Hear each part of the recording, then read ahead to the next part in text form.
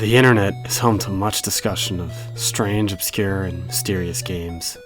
Some are able to see a commercial release, but they're odd and off-putting in many ways. Others, released independently, might have even had malicious intent or come from developers who themselves are rabbit holes. Some of these games went cancelled, unreleased, or simply never properly preserved after their release, leading to all sorts of intrigue as to what they contained, why changes may have been made, or why the game ultimately never even released in the first place. What mysteries lie on that disc, maybe never to be seen again. Other games we have in full release, but we know so little about them. The developers may be hiding sinister or shadowy intent. These games may have released just onto the ether, with no information out there.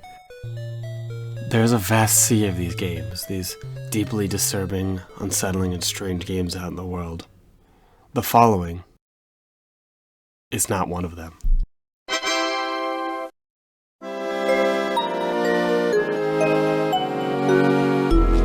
As the internet's become a hub for video game discussion, naturally, the topic of odd and mysterious video games themselves have also carried over to the internet. And with them come the playground rumors and the hoaxes, some not out of malice but sourced more from their imagination from any real facts, and others to get a rise out of people, either directly through tricking them or more into fooling them into believing that this idea could even be remotely true in the first place. And while most are pretty debunkable nowadays, with the rare exceptions slipping by, the hoax makers themselves have also slowly but surely learned to adapt and make their stories more believable in the internet age. And this is where our topic comes in, our green gator friend Kekcroc. First discussed on the internet back in 2016 on 4chan, with a thread that posted box art saying that the game was an obscure, unlicensed 1993 release for the Sega Genesis, something you'd find in a bargain bin. Now, alleged memories of the game describe it as not very high quality, arguably shovelware at best, starring the titular Kekcroc who, despite me saying gator 5 seconds ago, is actually a crocodile, but looking at him, you'd be remiss for not telling, because he doesn't really look like either, or anything. He does have a hat though, and he would apparently use a plunger to fight his enemies, which some people say was kind of a spoof on Mario since he was a plumber, and plungers are plumber related, I guess. Now, if my tone didn't already kind of give it away, I'm sure some of you more experienced with the internet already have a lot of red flags going off about this being a real game. For one, there's the fact that it originated on 4chan, which is a site known for, to put it lightly, often kind of crass and rude styles of humor, and it's not really uncommon for people to just lie on there, thanks to the anonymity given. There's a lot of myths and the like that come from there. There's the Grifter, which is a creepypasta that started as an alleged video that members of the X board would act as if is a real thing that people don't want to share, which would allegedly make you go insane or give you nightmares, all sorts of crazy standard creepypasta fare. There's also Saki Sonobashi, an alleged lost anime that one 4chaner posted about seeing on the dark web, which most people have come to agree, if it's not outright a lie, it was probably some kind of misremembering. But personally, I don't find this to be the biggest red flag, by a long shot. Despite the nature of 4chan being very prone to lying, I am willing to give it a little bit of benefit of the doubt, just for the sake of a story.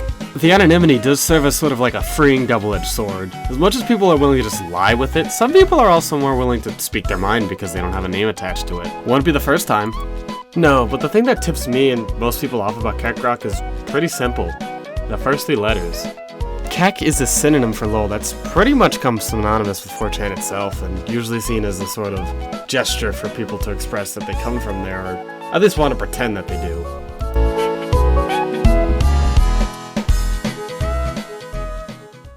Now, an argument could be made that it's just some kind of unfortunate coincidence, but let's be honest, what are the odds that something that starts with Kek is just gonna magically show up specifically on 4chan? And this becomes a bit harder to take too when you realize that Kekcroc is a green reptile, and 4chan is pretty well associated with a certain green amphibian. But despite that, a lot of people still believe, or at least lean into the meme that is Kekcroc. Some of that does just come down to people who don't do any research, especially YouTubers who just kind of parrot information they read online and don't do any research. I would never! But there is a truth to the fact that you can't really completely debunk Kekcroc. I'm not gonna say for a second I actually believe Kekcroc is real, but it at least does the favor of saying that it's an old, obscure, and probably unlicensed game. It isn't something alleged to exist in a game we really have, or it's stated to be some kind of huge release that would be well documented. It's disposable. It's the kind of release that's really forgotten unless you have a really good reason to remember it, and unless it's something truly unique and innovative, or just however something strange, who's really gonna remember it? Even the people that grew up with it, who would really stop and think about it if it's not something that they absolutely loved? You could say everything has its fans, and maybe, but how true really is that? Just look at the library of something like the Wii and all the shovelware on there. Sure, there's one or two people that might love that game because it's formative to them, but they gotta go online and talk about that? Are they even really gonna remember it all that much? I mean, I'm from an interesting age bracket to experience a lot of that shovelware. I started off on the PS1 and PS2 and eventually moved on to the Wii, where I already saw a lot of weird and shovelware titles, but I later got to see the dawn of mobile gaming, and there's so many games I'll simply never see again because of incompatibility issues and the like, but how many of those do I even remember? In terms of obscure titles, there's like only a few I could dart off the top of my head. A Pokemon clone that definitely doesn't exist anymore, some knockoff superhero game that had a banger soundtrack and I think still exists, but definitely changed to the point of unrecognizability. And another game I can't really find that's just about green stickmen that you launch meteors at them. It was one of those like stress reliever games where you kind of torment a character like Interactive Buddy or Kick the Buddy. A lot of buddy names. But I'm getting sidetracked. I'm gonna be surprised if anyone has any clue the games I'm talking about, especially given they're all pretty vague recollections. But my broader point is like, if I could remember these, and there's very little evidence of them, who's to say that something like Kekcroc can't exist? Who's to say it wasn't some shoddily made title that was, at best, released in a couple states or a country or two, and made its way into some bargain bins and eventually the hands of kids who wouldn't know that it's shovelware or that it would go on to become so obscure. I could go on, there's all sorts of lost games that's a whole phenomenon unto itself, canceled games that might get out to the public, or weird modifications in ROM hacks. So maybe Kekcroc really could be out there somewhere. Well, there's not really any evidence, but people have kind of humored along the joke and made their own things to the point that it's sort of made him a real character. There's speculation I've seen that I can't really find anymore that Kekcroc might have been a predecessor to Croc, just based on their similar names, which, that's kinda, I don't know about that one. There's also the alleged soundbite that comes in the game of Kekcroc introducing himself. Hi, I'm Kekcroc. It's about as believable as the cover image, which is to say that someone could probably make it in a day if they were bored. But I will be completely honest with you, something about the crusty soundbite and the actual picture of Kekcroc did always kind of make me uneasy when I was younger. I know, YouTuber makes something not scary sound like the scariest thing ever. You can hit me with the Spongebob roller coaster image, but I think it was just my fight or flight kicking in. I'd seen a lot of fake jump scare videos on YouTube already, but one that really stuck with me was a fake Polybius video. It was allegedly someone recording an arcade cabinet running at about 1 frame per second, but when he got close up to the machine, some kind of weird, like, skinless creature with no eyes and a big mouth just kind of came out of the machine or from behind it, and it scared the shit out of me. I don't even think it did anything because the video's frame rate was so low, but it still scared me so much, and I'm not really watching anything like this. I haven't been able to find it since either. I'm sure it's a short by now if it's even on YouTube, but all I can find is AI slop now. Oh, wait, I'm getting sidetracked again. I'm talking about a much more interesting fake game. Outside of the cover and the soundbite being seen as like the foundational text for Kekcroc, there's a couple other fake videos, screenshots, sounds, and some people even made whole models and small games you can play. There's also the stuff that tries making him scary, like Creepypasta's an Xbot and Kekcroc 4, God's Plan. I put it back in the slot and started my save file. I was on the first level of blood and guts called Destruction. The enemies were weird and not normal. They had multiple limbs, eyes, and other body parts. Journal entry 191, I killed my wife! Like and subscribe and hit that bell if you oh my god, if you want me to read Kekcroc 4. Okay, that's enough playing around though. I could shitpost a bit about a shitpost myth, but there are some people that did kinda go a little further with the character. Like I said, there's a couple Kekcroc fan games and experiences out there like Kekcroc Forever and Sex Stick and the Quest for Milk on itch.io. Somebody made a pretty cool mod to put on Rivals of Aether because I guess eventually everything's gonna be in Rivals of Aether. There's even a pretty good Kekcroc iceberg on YouTube thanks to Sewer Reviewer, which, if you want some more Kekcroc after this, I strongly recommend you go give it a watch. Well, almost all of it boils down to just more shitposting. There's still a good amount of love for Kekcroc on the internet. He feels like one of those internet recurring characters that's just always gonna exist by nature of just the joke. It's like Kilroy or like the Dopefish, he just keeps showing up. And I think some of his magic comes from that little bit of plausible deniability. Unless the Anon or Anons who made the original post about Kekcroc comes forward with real proof, no one could say he really doesn't exist. The problem faced by video game mythology and just all of these rumors and everything was that come the internet and data mining tools, it was so much harder for anything fake to really get anywhere. It really feels like nowadays, games only have like a really small window after the release where these myths can be born and grow for at least a little bit before someone eventually proves them wrong.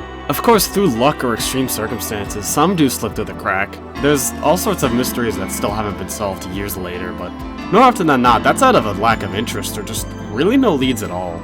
Extraordinary things like GTA's Mount Chiliad mystery or the whole near church myth or more things born out of developers that really go out of their way for these kinds of things, or the perfect circumstance for someone to create a lie that community can't just disprove like that. But it really does feel like we're never gonna have another whole L is real situation. I mean, when Mario 64 released on the DS, there was the whole rumor about Waluigi, but even that felt much more short-lived. I'm sure it tricked some people, but even then it felt like a relic of the past. People weren't demanding these kinds of secrets anymore. We were all jaded and we kinda knew that more often than not, if there's this wild fantasy of doing all these secrets to get something, it probably isn't real. Not to mention people that could just data mine or just were connected enough with other people just to already know sooner than later it's fake.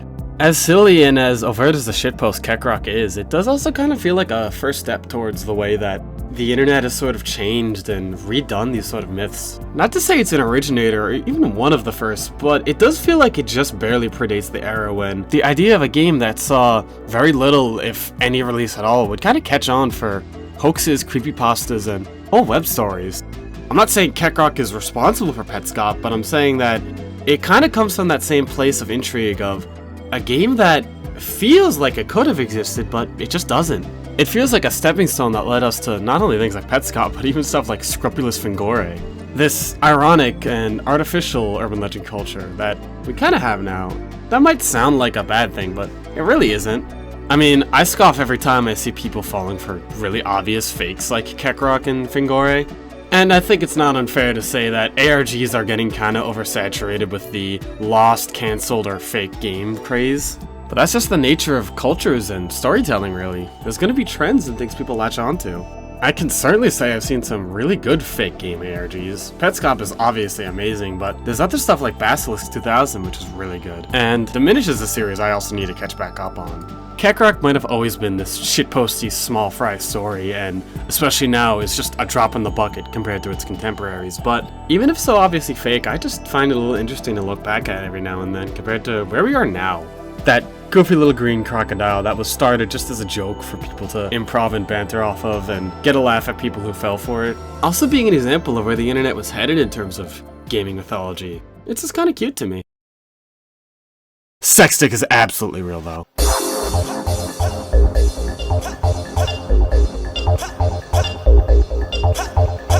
Thanks for watching and happy April Fools. I'll try and keep this short, but I'm not great at these, but I want to do a little spoken outro for this video. My last video did amazing. I'm still shocked by that, and if you're one of the almost 600 and counting people that subbed off that, hi. And if you didn't love this video, don't worry, this isn't what you should expect going forward 100%. It's certainly in the ballpark, but this was something I wanted to be a lot more silly about because it's an April Fool's video, but it's still at least kind of going in the direction I want to go with my channel, and I feel like I was still a little informative, even if the topic kind of let me be a little more comedic. If you like the atmosphere of the Sunman video, or just want things to be a little more serious, don't worry. That's definitely what I want to do with a lot of stuff going forward. I already have a video idea in the works that it's not going to be exactly the same. It's going to have a similar atmosphere, but it's more like a broad grab bag of mysteries and oddities in this one game. It's a popular game too, so hopefully a lot of you guys should like it. Even if you don't play the game it's from. And that's kind of the direction I expect to go going forward, but I'll leave that for when the video's done. I do read every comment, and I've been really thankful for all of your guys' comments, especially when you guys say that you think this channel's like niche gold, or like that I'm putting in a lot more work and making much higher quality videos than you expect given my sub count. Like, that really tells me I'm doing something right, and it makes me thankful for, as small as my audience may be, that's still a big audience for someone just starting out, and I'm so thankful for that. I hope even if this video wasn't your cup of tea that going forward I don't disappoint. I also open channel memberships. I don't want to over monetize or have a lot of exclusive paid content, but it's a nice way for any of you guys who might want to support me to do so. I'm far from rich, and if I can make a little bit of a profit from this hobby, I'd appreciate that, but there's zero pressure. And I believe that's it. I post a lot on my community tab too, so if there's anything I missed, I'm sure I'll go write it over there, but thank you so much for watching. If you haven't already, like, subscribe, everything YouTubers tell you to do, because it really does mean a lot, and hopefully you'll stick around for what I have next. And keep on rocking around the croc. I guess.